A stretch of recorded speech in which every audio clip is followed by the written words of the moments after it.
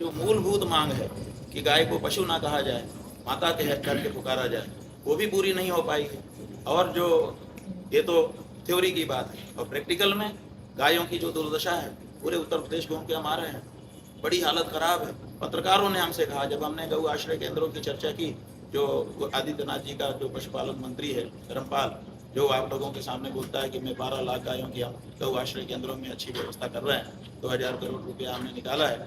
हमने सब जगह पे पूछा कि बताओ क्या हालत है, तो लोग कहने लगे कि बहुत खराब हालत है। और एक पत्रकार ने हमसे कहा कि महाराज जी गौ आश्रय केंद्र मत कहिए। हमने कहा क्यों? तो क्या कहें? बोला गौ हत्या केंद्र कहिए। हमने कहा अरे ऐसा क्यों बोल रहे हो?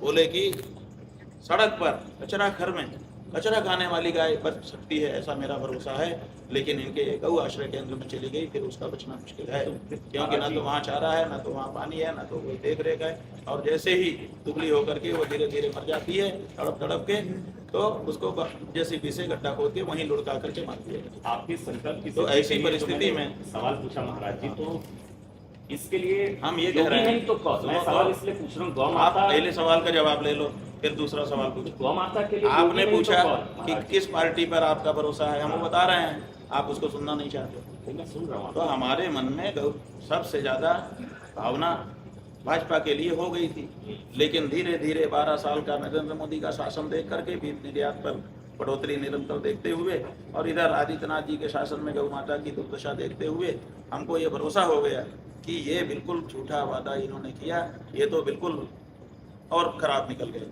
तो ऐसी परिस्थिति में हम स्वयं चल करके सभी देश की सभी बड़ी पार्टियों के दरवाजे पर गए। दिल्ली में हर पार्टी का दरवाजा हमने खटखटाया है, ऐसे नहीं बैठे, और हमने सबसे पूछा कि बताओ, साफ साफ बताओ, गोल गोल मत घुमाओ, क्योंकि आप लोगों का जो वीडियो दिखता है, जब आपका व्याख्यान दिखता है तो बड़े गौभक्त दिखते हो, आरती करते हुए, पूजा करते हुए, दुलारते हुए, पुचकारते हुए दिखते हो, और जब डाटा निकल के आता है तो उल्टा निकल करके आता है। इसलिए साफ साफ बताओ कि आप गाय के पक्ष में हो कि विपक्ष में, लेकिन कोई भी पार्टी साफ साफ बोलने को तैयार नहीं। तो ऐसी परिस्थिति में हमने पार्टियों पे भरोसा छोड़ दिया।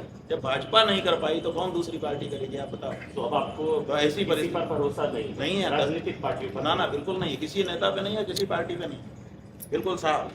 तो ऐसी परिस्थिति में ही तो हम मतदाताओं के पास आए हैं। ये जो हमारी गविष्ठी यात्रा है, ये मतदाताओं से संवाद की यात्रा है। हम मतदाता के पास क्यों गए नेता को छोड़कर? क्योंकि हमको नेताओं पे भरोसा उठ गया गौ माता